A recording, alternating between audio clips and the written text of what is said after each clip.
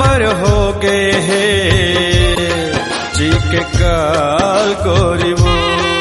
तोर माया हमर बर हो गे हे जी के काल गोरी वो रोवत हूँ तय हासत मुला बैरी सहिता न मारत मैं रोवत हूँ तय हासत मुला बैरी सहिता न मारत कर दे हस मोर बरहाल गोरी वो तोर माया हमर बर हो गे हे जी के काल गोरी वो तोर माया हमर बर हो गे हे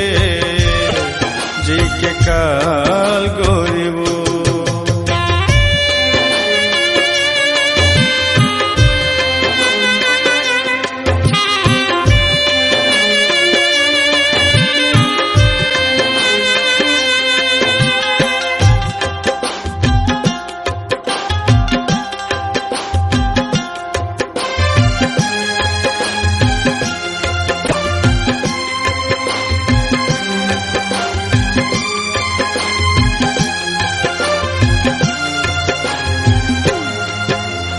गरीब के मयाल नहीं जाने तैं तूरी दौलत वाली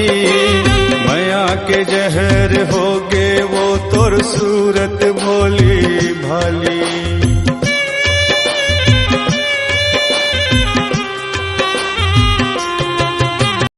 गरीब के मयाल नहीं जाने तैं तूरी दौलत वाली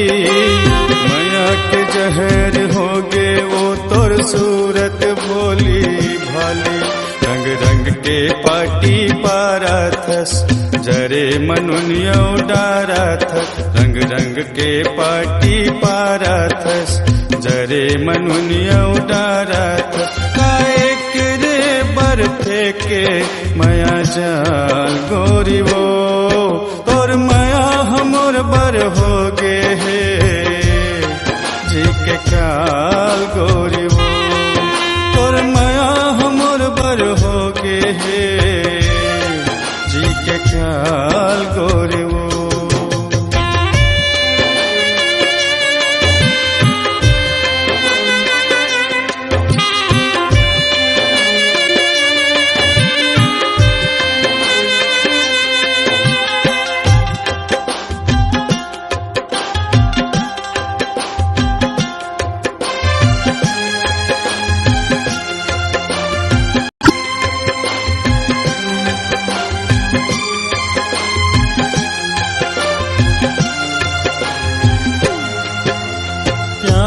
करके तोर संग में हाँ कर डरों का कसूर वो धोखा दे के धोखा खाबे एक दिन तहूँ जरूर वो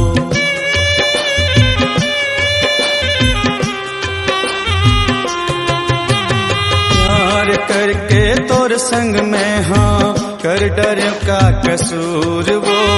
धोखा दे के धोखा खाबे एक दिन तहूँ जरूर वो कभी मार ले मस्ती मारा था मोर दिल माया की बारा था अभी मार ले मस्ती मारा था मोर दिल माया की बारा था औकत का दिन चल ही तोर चाल गोरी वो तोर माया हमर बर हो गे हे जी के काल गोरी वो तोर माया हमर बर हो गे हे जी के काल गोरी वो मेहरोवा थो तय हासत मुल बैरी सहिता न मारा था मेहरोवा थो तय हासत मुल बैरी सहिता न मारा था कर दे हस मोर बरहाल गोरी वो और माया हमर बर हो गे हे जी के काल गोरी वो तोर माया हमर बर हो गे हे जी के काल गोरी वो तोर माया हमर बर हो गे हे जी के काल गोरी वो। आपकी आवाज ही आपकी पहचान है। यदि आप अपनी आवाज को एक नया आयाम देना चाहते हैं तो चले आइए मल्टी ट्रैक डिजिटल रिकॉर्डिंग के लिए AVM audio video studio, Khamtarai, Raipur 9301523929 932969809।